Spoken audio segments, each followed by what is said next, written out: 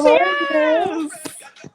I need to Hi, get my phone in a Michelle. place that makes sense. Hi, how are Hey, you? we both went for the bold lip today. I love that. I know. Well, it was like I don't have a lot of other makeup on, so I might as well get some good, Oh my pink God. lipstick. What color is that? I have that color, I'm pretty sure. Too Faced Melted. What is this? It's like a Band berry. and Snap. There we I go. have that color. I absolutely have that color. That's awesome. Well, That's awesome. Well, thank you for having me. thank you so much for being here. It's nice to connect with you, and I'm really looking forward to today's Power Chat. So, welcome everyone to Together We Rise, uplifting conversations for challenging times during COVID-19. Really, the heart of this show is to have positive conversations because the longer that we're in quarantine, the longer that we're self-isolating and physical distancing, the more we can feel down. And so it's kind of nice to have a moment with an inspiring guest. And we come daily, Monday to Thank Saturday at 1 you. p.m.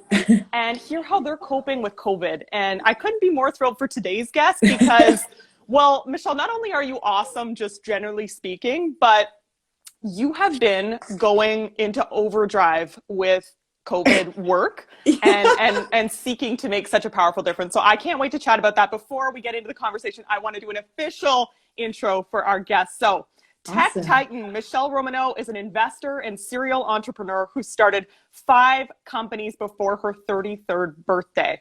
A dragon on CBC's hit show Dragon's Den, hence the dragon there in The the pinned comment. dragon. I tried. I love it. Michele is the co-founder and president of Clearbanc, an alternative funding company for online startups. Clearbanc is the biggest e-commerce investor in the world. When I read that on your website, I was like, wow. Michele previously co-founded SnapSaves, acquired by American tech giant Groupon, and Buytopia.ca, which acquired 10 competitors, including Shop.ca and WagJag. Welcome, Michele. Thank you for having me. No, it's great to be here, and we need each other more than ever because this is a tough period. There's no doubt.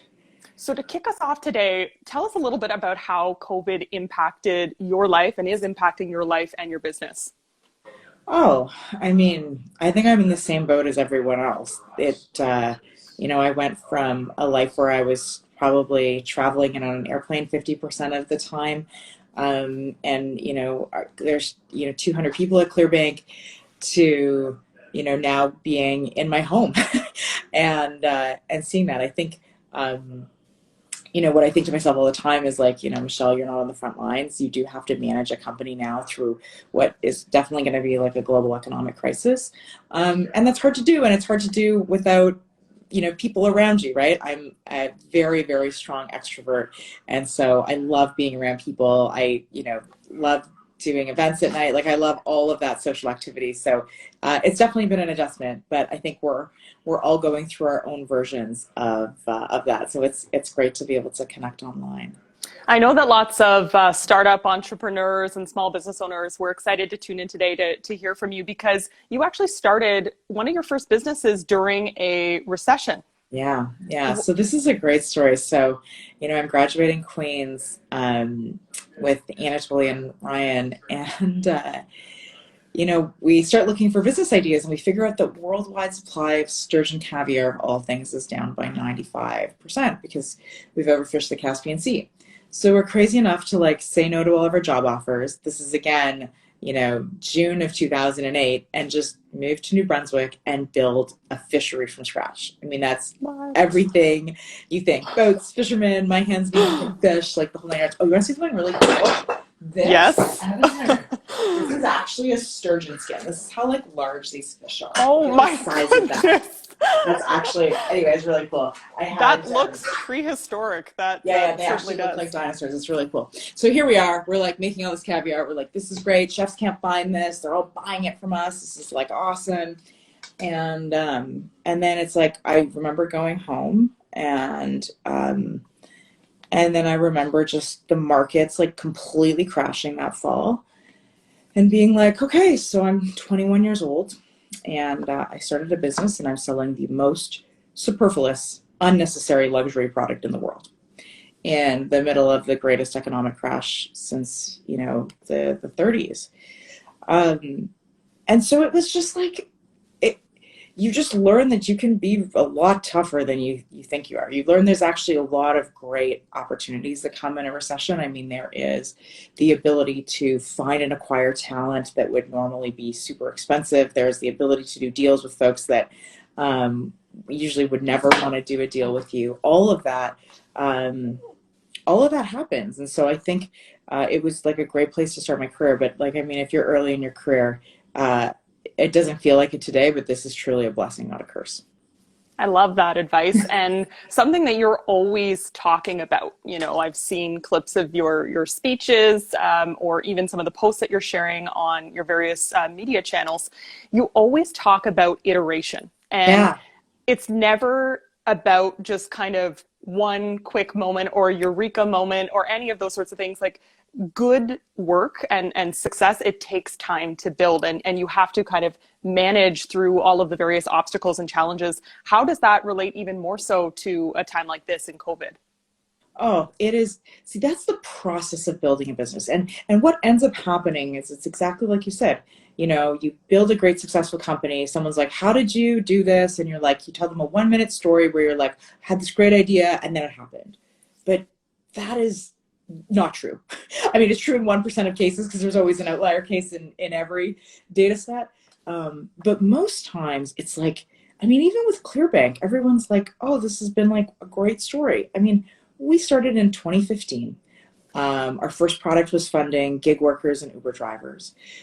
Figured out that was very, very difficult. Then started funding Airbnb property managers. And so I think about if we were in that business, I mean, we were still doing that 18 months ago, and then moved into really being able to back e-commerce companies and coming up with a really unique way to give them capital to buy ads that was cheaper in equity. Now we do inventory. Now we launched a new project called Runway, where we can extend the runway for companies.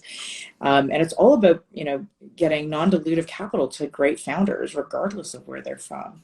But even that company, I mean, this is the 5th company I've built. We didn't get it right the first time. And it's such an important lesson that it takes a lot of iteration to get ideas and innovation to be right. Now, you are obviously very busy on a normal week, but as soon as COVID happened and the real onset kind of took place here in Canada, I saw you just immediately step forward as a leader. And that's something that I really admire about you, is that you're a problem solver. And it's like, if you see something wrong, I might not know anything about this, but I'm going to try and figure out a way to give back. So I have like 3 different examples here of things that you're doing and leading. So the first that I saw you do was the Stay the F Home campaign, which included people being able to get you on Cameo to like go on and tell people to stay home. And that's also tied to, wait for it, here's your tweet, an offer of giving 100% of someone's rent up to $2,000 if they help spread the Stay the F Home message. Tell us about this. It was so funny. This comedian tweeted like, hey Dragons, I'm looking for $1,500 for 100% of my rent. And I've been such a big believer that like this flattening the curve is so important for us to do. Like we still do not fully understand this virus, and like anything I could do to help share and promote that message. Like I believe if you were like, you know, I got lucky enough that I got on Dragon's Den and people gave me a voice and a platform. Like you should 100% use that when the world needs you. Yes. So that's number 1. Now, number 2 is helping secure personal protective equipment. We've had the founder of NIX, Joanna Griffiths, on this program. I know you've been working with her. Tell us a little bit about how that project's been going. Yeah. Well, no, look, I get too much credit. This was really my business partner Anatoly who did this. He got a call from one of his friends, and she was like, look, I'm a doctor, I'm being sent in to work with nothing. You guys know how to source and have found e-commerce stuff for years. We have a very big network, and so he's brought in hundreds of thousands of masks and all sort of personal protective equipment, been able to get it to hospitals, have been working with Joanna on that. And everyone that's been doing that, I think, it's super, super critical right now, because, I mean, Like, I just don't think we have anything to bitch about. I mean, I'm running a company and it's in a crisis and it's hard, but that's nothing compared to being on the front lines of this crisis. And then the other piece that's been most recent that I saw a video go out this week promoting it is the Female Business Empowerment Project, also Yes. with Joanna, with Jess Mulrooney, with Melissa Leong. Yeah. This is supporting female entrepreneurs. You picked 12 Canadian businesswomen to join you for a Zoom call on Saturday. Why was it important for you to participate in that initiative? Yeah, I mean, Jess gave me a call and she's like, should we do this? And I was like, for sure. This is awesome. And very excited. Joanna and I are close friends, very excited to work with Melissa on this as well. And it's really tough to be a founder right now. You're dealing with a completely, uncertain economic time. And if we can share any of the insight that we have from living and working through a recession and building a business. And the nice part is that we're all coming at it from very different angles, right? We're between the four of us. And so I think it's going to be really fantastic. And I'm really excited to do that. So you're an extremely productive person, and I want to know, what are some of the things that keep you going and keep you motivated? If there's any parts of your routine or, schedule, like what is it that kind of keeps you functioning at that high level? Yeah, I mean, I think there's like a couple of things. And I mean, I don't want to pretend I'm perfect. Like, I'm working a lot now. I'm working a lot of hours a day. Like, I'm getting up at, starting calls at 9. Sometimes my calls end at 11. Like, this has been a very stressful period to work through. And I don't want to sugarcoat that and pretend that it's been like, I think I have all the guilt when I watch all these people make bread on Instagram. I was like, I don't want to be baking bread. I haven't cleaned my house. It's a mess in here. Like, it's been really, so I try and do a couple of things. I try and be just like a ruthless like prioritization, right? I have like, literally I use these like Post-its like crazy, and I like create my list of what I need to do and just like really try and stick to, like, Michelle, if you can only do 3 things today, what are the most important 3 things? I was lucky enough to get a Peloton bike before this all happened, and it ended up being like the luckiest thing in my house, because I think there's like a lot of sadness and frustration about what's going on, and so if you can kind of leave that all in exercise, it's been really good. I think I should be going outside to go for walks a little bit more. I have not done that, so I mean, that's like, I should be going outside. That's like advice I should be taking. And then I think those are probably like the biggest things that I've done on the productivity side. But it's been, and then also now I'm trying to oscillate between regular calls and Zoom calls. I just find that we're on Zoom all day long, and now it's like 10 hours of sitting here. And so I'm like, okay, if I get on a phone call, I can walk around my house a little bit. Like, it seems so stupid, but when you're spending like that much time doing something, it's like good to kind of break it up. Yes, you're not making bread, but you're making power moves. And so people are loving and giving you lots of love in the comments, which is so well deserved. Thank you. We could obviously chat for a very long time. I have one more question before we move into our lightning round, which gets quick recommendations from you. So this question is a featured question from our mental health partner, which is First Session. They're an online platform that gives you the opportunity to find and connect with a mental health professional. The goal of this show is to promote positive mental health. So we think it's great to partner with a company that allows you to actually find a therapist online. Oh, that's very cool.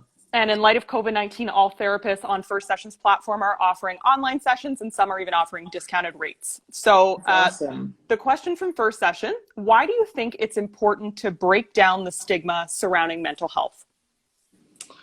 Oh, it should be at our core, because we are just, at its core, we are not designed as human beings to feel the same way every day.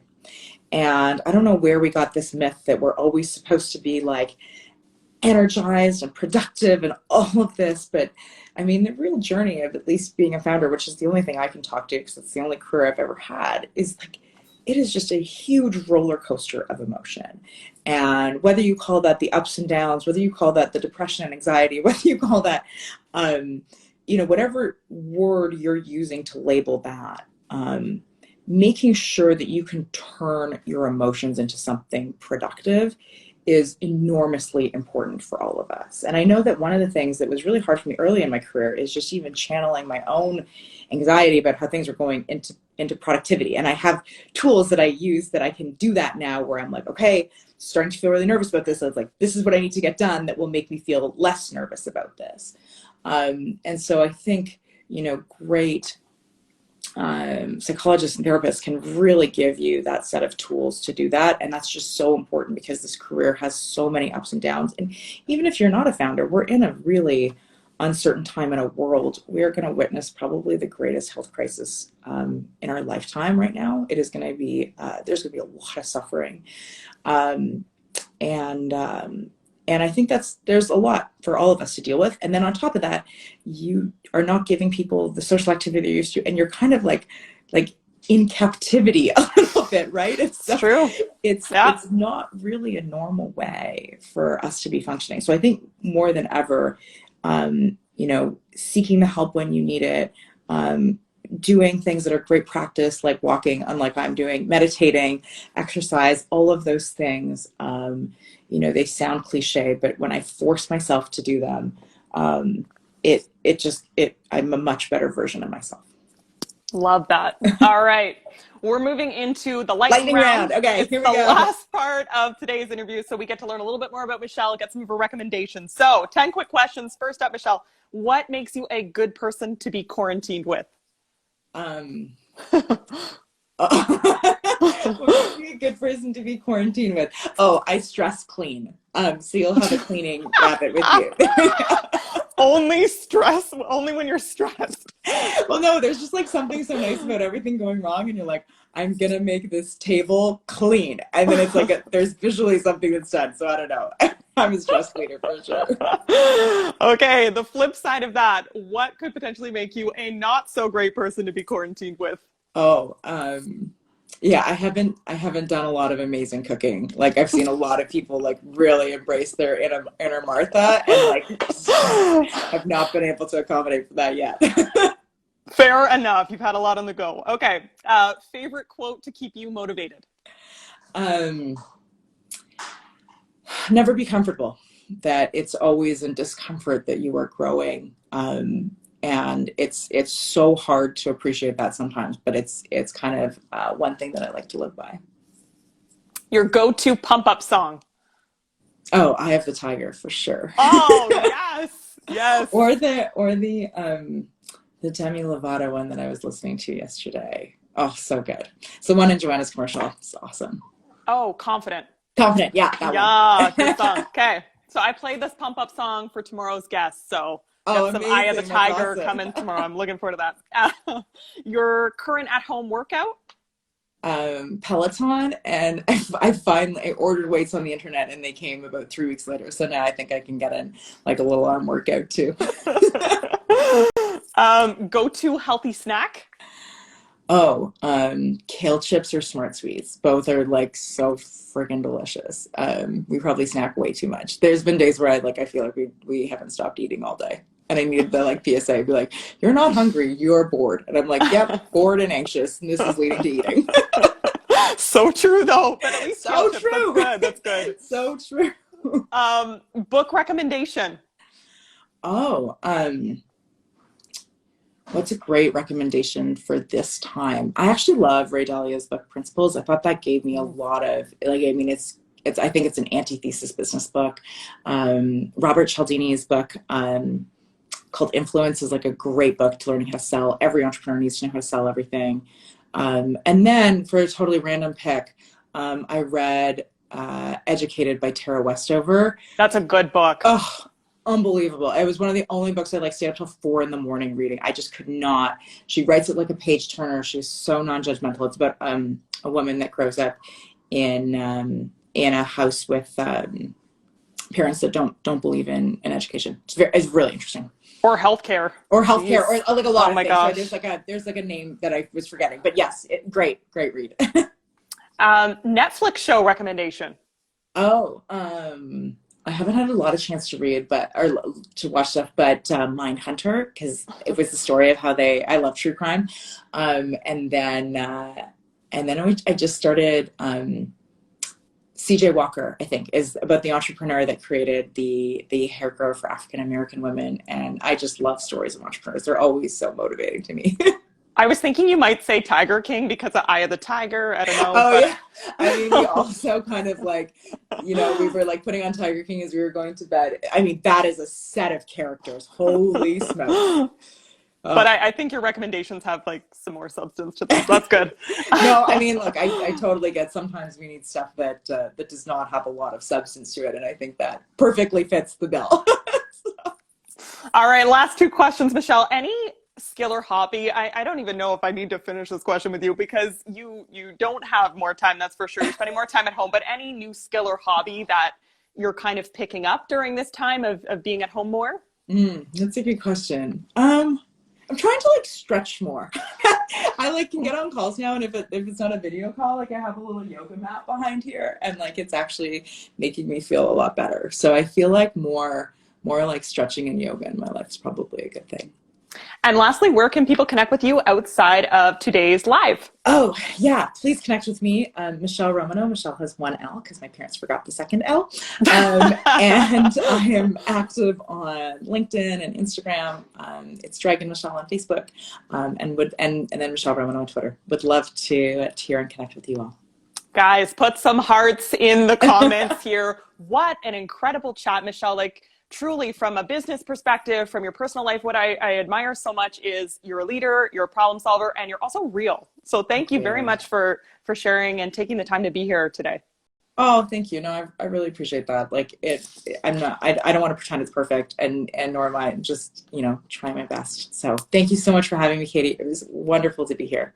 Yeah, we're so grateful. Thank you, everybody, for watching Together We Rise. 1 p.m. tomorrow, we'll be back with a new guest. It's Julie Black tomorrow, everybody. Oh, that's amazing. Yeah, maybe she'll even sneak in some singing. Oh my God, make her sing for you.